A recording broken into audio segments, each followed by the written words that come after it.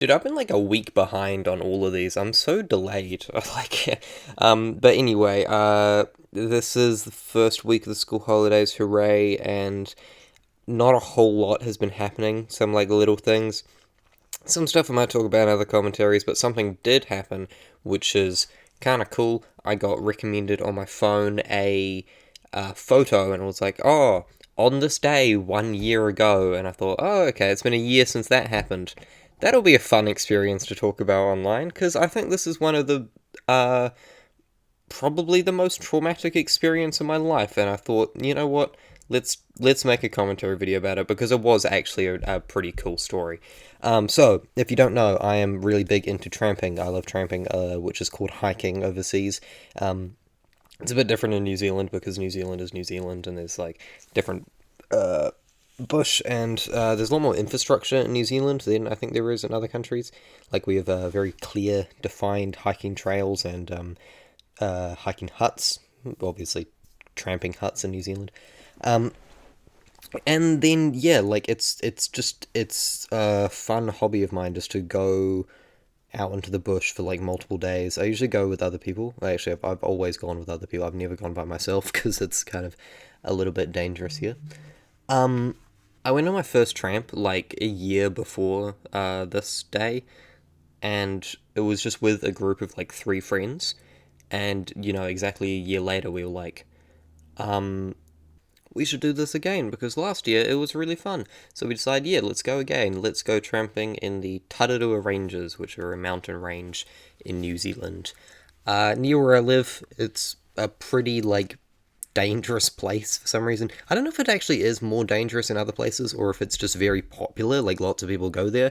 But there are like so many people die there. It's just crazy how often people die in the Tararua Ranges going tramping. But anyway, with that context, and also the context that it's the middle of winter and the weather is looking terrible, we start off on this tramp, and the first like day is so lovely. Like it's just a really nice, lovely sunny day. I think we found a couple like crashed cars for some reason because there were sections of the track that were like four-wheel drive tracks, and there were just people driving down there. We found this one crashed car at the bottom of a cliff, and it had a bunch of like shotgun shells, a dead goat, and like a bunch of empty beer bottles.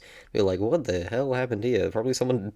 That might have actually been a place where someone died, which was kind of crazy to run into, but we keep walking. We find like more crashed cars. There's so many crashed cars along this track, and it's kind of horrifying. And we get to the first hut where we're staying at, which is like just tramping huts, just like a wooden box with basically nothing in it apart from like a fireplace and maybe some like a bench, or like it has bunks and a tap as well if you're lucky, which they did here. They had some water. I guess I can say what hut it was. Yeah, it's not dox myself. It was what was the name of the hut? That's a very good question. I'm gonna get a map up of NZ Topper map so that uh I can commentate where we are at each time. So this was South Tararua's. It probably doesn't matter because like 90% of the people watching probably don't care. But like I care. It's important. Why is NZ Topper Maps not working? It's just been grayed out. I might cut this part out of the video until I get it working. Okay, no, I've immediately found it. It was called Waiatodu was the one. Right, Renata Hut. It was called Renata Hut because it was near Renata Peak. Yeah, I remember that now. That place was like really nice place. Like I really just wish this experience didn't happen, and then I could remember this trip as like a fun tramp because it actually was for like the first half of the tramp. It was really nice, and this hut was lovely. And I saw a group of three titi pornamu, which are New Zealand's smallest bird, which is just cool. Um, I just like birds. I just like bird watching and stuff. So seeing yeah, riflemen were really cool just in the Tararuas. Um, I joked about because there were kind of two different birds around that area. There were riflemen and there were whiteheads, and I thought that kind of that's also the type of people that live around this area because it's a very like hunting type of area. Um, and then we stay at the hut. We cut down a tree because there's not enough firewood. This was probably a bad omen. I think we angered some gods of the forest. And oh yeah, and then my friend like cut his foot on a candle. I remember that. Because I ran outside and I like knocked on the window to scare him at night, like when he was trying to get to sleep. He thought it was some random stranger, and then he like freaked out and was like ah, and then he like kicked his leg up and hit it on one of the candle holders, and he cut open his like foot. Um, but like it was like a small cut, but it was still quite funny. Oh yeah, and then my friend burnt a spoon. But anyway, we go to bed. We wake up the next day and it's raining, like the weather forecast had said. We accidentally wake up a bit later. Like I think I remember like we like end up leaving later than I think we were planning on doing. Um so we start walking and it has immediately gone downhill. Like it is just horrible weather. It is so rainy. It is incredibly cold. We're just freezing. And we walked like this for maybe like an hour or two. It wasn't very long. And we arrive at that hut I mentioned earlier, Wild Todu Hut. And we just like sit there for a bit and go like, geez, this is freezing cold. It was just like I just even remember like back then it was just so like just the vibe of everyone was so low and we were all just like very cold, and we cooked up some soup for lunch and we had that there, and then we decided to keep walking once we had at least somewhat warmed up and like slightly drier but not really. So yeah, we immediately got wet away. Oh yeah, because we had to like cross a 10-meter long river. It was the longest river I've ever crossed. Um, and then we keep going along this track, and then the track just ends. Like there's just nothing there, and what we see is like this 3-meter cliff, like going down, and then a river, which forks with another river. So there's like literally no way across. It is literally just two rivers, and we can see the track continue on the other side of the river. We're like, how do we get across this river? We're gonna have to like climb down this cliff and then walk across. Is this what you're intended to do? And I'm still not entirely sure what the intended like track was around here. Maybe this river's new or something, or maybe it's been like flooded a lot more in the rain. But no, it looks like it's lower than it should be. So it's like, yeah, we're really confused. But anyway, we just decided to climb down the cliff. My first friend, he starts climbing down. He's all good. He's at the bottom. He's like, oh yeah, this river's crossable. This is like, yeah, this is probably fine. I start climbing down. I'm like halfway down the cliff when the third guy up above me, he starts climbing down, and then we're not actually entirely sure what happened here because you'll realize why later. But I'm pretty sure what happened was like he tried to grab onto a branch and then the branch snapped.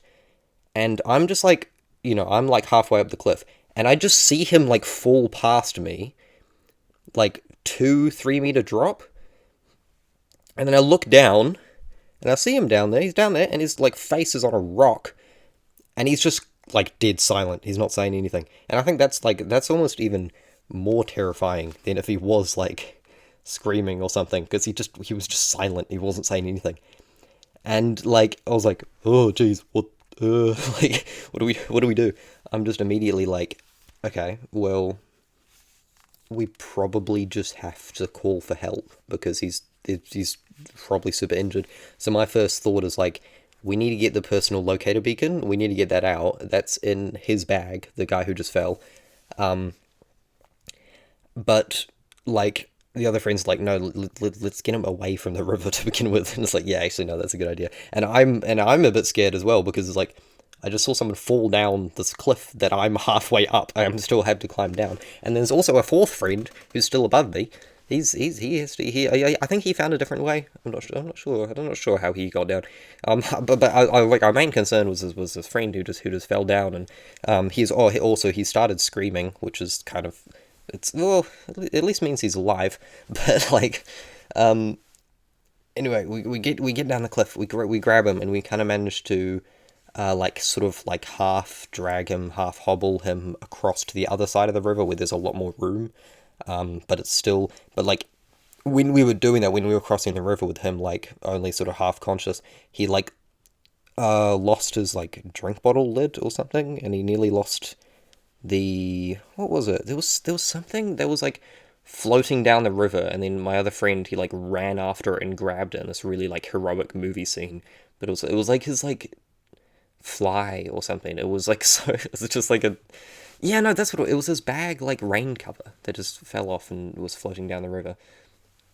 Um, and then we kind of get this friend who's in pain. He's like kind of half crying. We realize, oh, he's like really badly concussed. Like he's got this like the eye concussed things.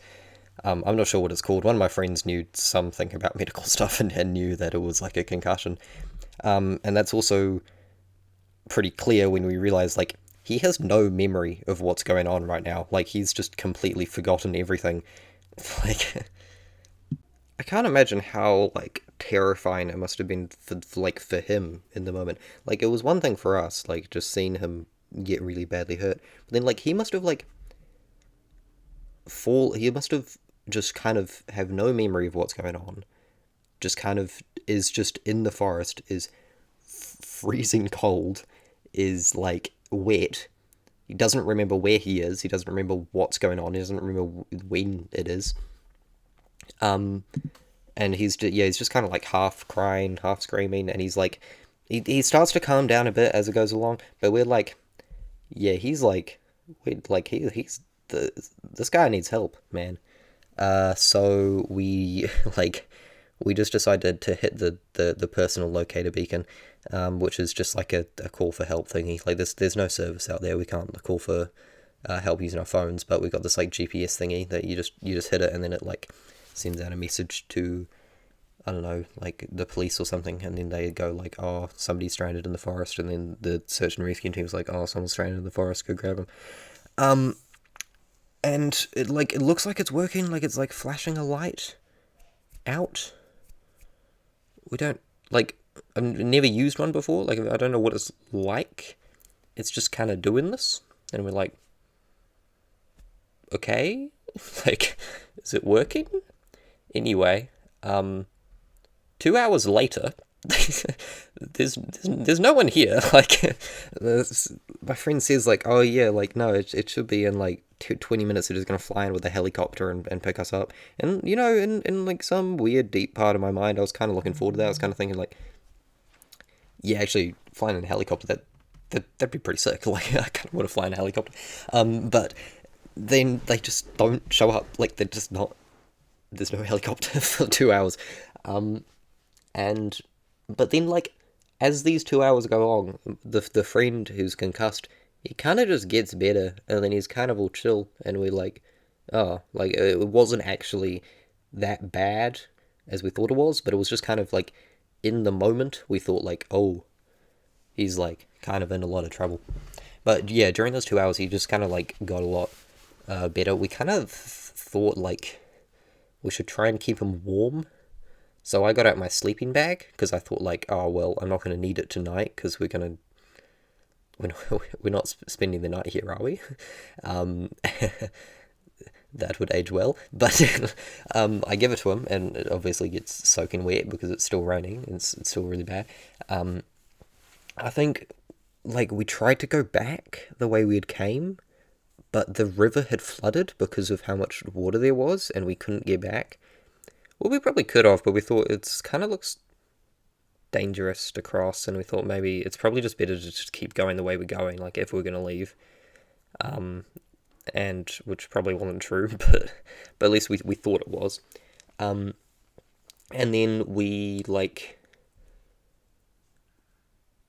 he's getting better, but he's like I remember he's at least shortly after the fall he like kind of kept going like around in circles, like he kept like kept forgetting things, and then being like, you know, what happened to my glasses? Because his glasses broke when he fell, and he's like, what happened to my glasses?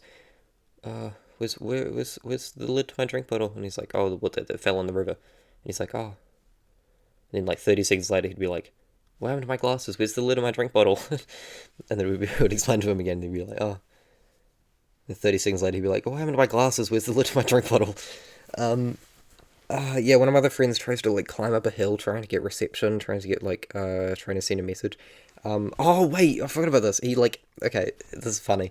He sends a message to like he can't tell if he's got reception or not, so he sends a message to his mum that's just a full stop, and he sees if it gets sent. and it doesn't get sent. So he's like, oh, there's no reception here. Uh, and then we're like, okay, well, I guess we'll just keep on going then. I guess he's like pretty much recovered. We're like, well, we actually don't really need help now. Like, we're actually pretty fine, and like, it doesn't look like the PLB's worked because there's no one here. Uh, okay, and I just want to put this out here on the record. I just want to put this out there on the record. I said we should still leave the PLB on. We should just leave it on in case it is working and they are looking for us and they need to know where we are. And then the others like, no, no, no, it's fine. We will turn it off, and that'll basically just tell them like we're all good. We don't need help. Um, but yeah, I just want to put that out there on the record that like I voted that we should leave it on. Anyway, we keep walking. Now it's like getting sort of later. It's probably like I don't know what time it was. It was probably like sometime in the afternoon. And we keep going along this track. We get lost for like 20 minutes, but my friend has like a map on his phone, and if it wasn't for that map on his phone, then I think we probably would have like actually seriously gotten lost and um gone in like way bigger trouble than we were. But no, yeah, because apparently we were supposed to find this like tiny little turn off in the track that was like basically nothing. That, but then yeah, we do find that in the end, and there's a cool bridge. I remember that there's like a suspension bridge over a river. We cross there and we keep walking, and then this is like when it starts to go real wrong. Actually, I don't know. It's kind of been going wrong already. But then it's just like super terrible track. Like from here on out, it's called the Waiatodu track according to my map. I remember that. Um, it's like yeah, Waiatodu Forks. That's the bridge. That's the bridge right there. I see. I'm looking at the map, and then from there on out, it's like it doesn't look like that long of a walk on the map. Like it actually looks pretty similar to how far we had walked that day from Renata Hut to Waiatodu Forks. But it's like it takes so much longer to do that walk because it's just a terrible track. It's in so bad condition. It's barely a track. It's like if I was a goat, I wouldn't walk through here. And it's like the track's like super narrow. Basically, the only like defining feature of the track is that there is like an orange marker stapled to the tree every like 5 meters. And as it starts to get dark, because it's New Zealand in the middle of a winter, it's like dark at like 6 p.m. We just can't see anything, and our torches aren't working amazingly. They're starting to run out of battery. So just finding these orange markers becomes like a massive challenge. So just stumbling through, already very tired, wet. The rain is starting to ease up, which is kind of nice. But like it's just so like thick bush and so like really difficult to travel through. And it's like this for like 6 hours. Like it's so long. It just takes way longer than we thought it was going to, because we kept leaving the track, realizing, wait, this isn't the track. There's no orange markers. Trying to find the orange markers again. Like the amount of times somebody shouted out, "There's orange markers here. There are orange markers here." We'd all rush over them and we'd be like, "Oh yes, we found them." And yeah, like it just goes on for so long. So like there's so many slips as well because of how much rain there's been. There's just like parts of the track have just gone. Like how do we cross this? How do we get across this like 20-meter gap? Ah, I know. We will climb down to the bottom of the slip and then across the slip and then up to the top of the slip on the other side. That doesn't work because it's like a 20-meter drop, and it's like it's like the bush is like super steep and we can't get down there, so we have to climb back up. And I just remember that climb back up was like super, just like that was the end of it, man. It was so like just like tiring, and we finally got back up to the track where we were, and we were just like, oh god, I can't do this anymore. Like I just need to, like we kind of all thought that, which is good. And but then, like 5 minutes later, I realized, oh wait, the track continues above the slip. Like if we we were just looking at it wrong, and it's but yeah, it's because it's like you can barely tell where it is. And it's like, if you've ever walked through the New Zealand bush off track, you can just, like, there's so many just, like, supplejack vines and trees that are so close together. It's just, like, really difficult to, like, bushwhack through. I feel like I needed one of those, like, machetes that they have in the Amazon. So, yeah. And it was like somewhat clearer because it was like a walking track, but it felt like nobody had walked on that track for like 20 years. And after like, I don't know, it's like what, like 7, 8 p.m. or something, uh, we look on the map and realize, oh, there's a, there's a thing on the map called the Historic Mill Site. And from there on out, it looks easy. Like, from there on out, it's just a road. And we just kept holding out for the historic mill site. This like super long walk. We finally get out of the Waiotodu track and we're just kind of around Otaki Forks area.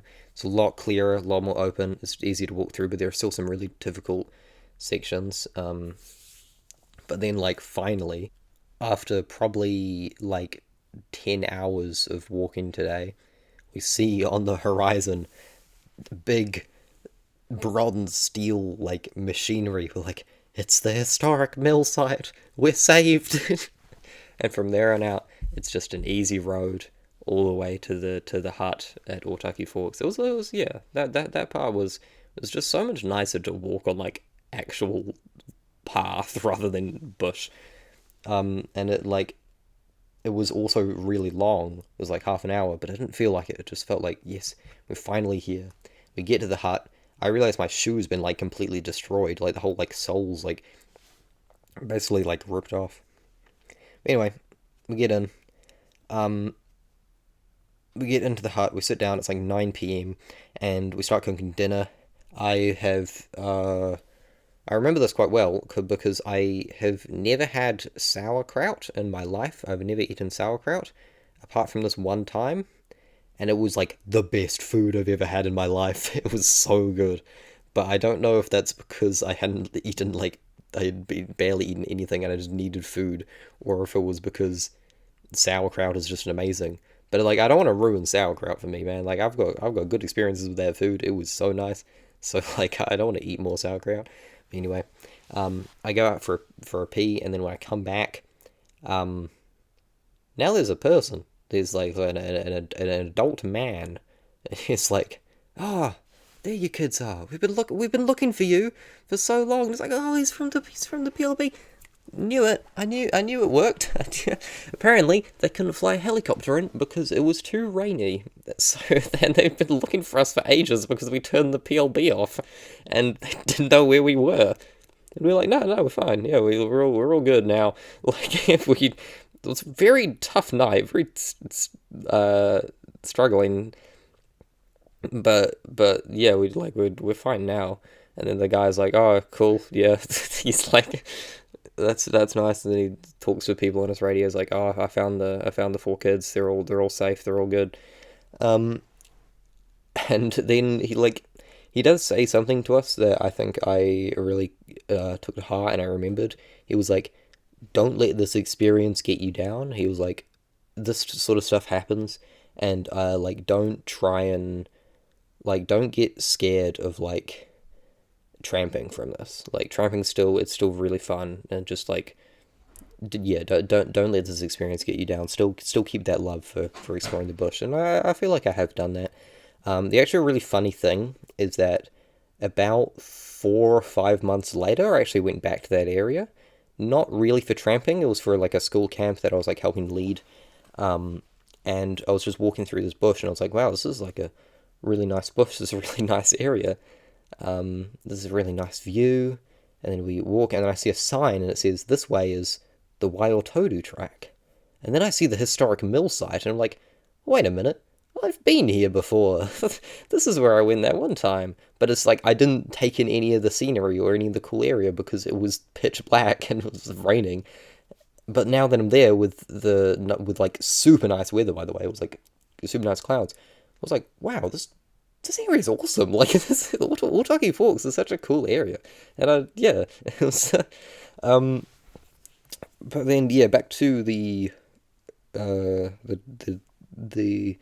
it's not the present, but it's back to the more past of the day when we were in the hut. We go to bed. It was a very, very rough sleep because my sleeping bag was very wet.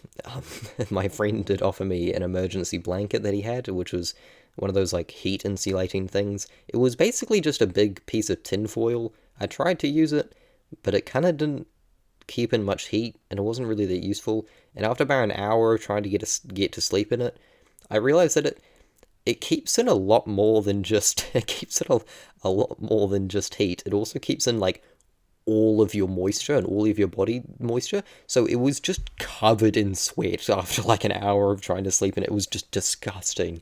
And I was like, yeah, I don't know if I want to sleep in this.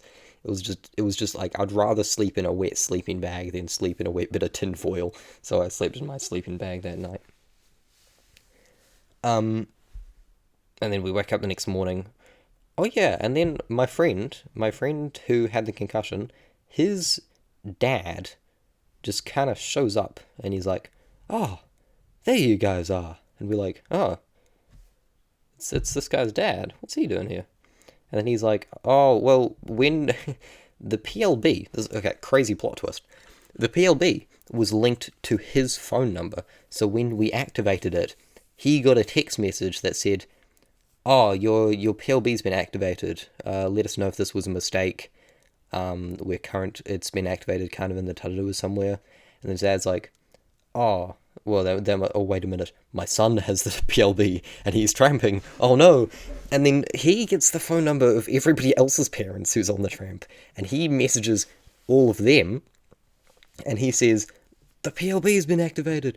Oh no." And then they all start worrying, and then when when he tells us this, I start really, really worrying that, my parents are worrying about me being in danger even though I'm not in danger because they can't they have no we have no reception. And there's no way of like contacting them or telling them that we're okay. And the I kid you not, the only message that somehow manages to get through from here in reception to one of our parents is that guy is just full stop that he's seen as a test. They're like really worried for us. They're like, "Oh, what's happening? Our sons, they're stranded in the forest. What do they say? What do they say?" Full stop. Like it's the most like cryptic thing ever.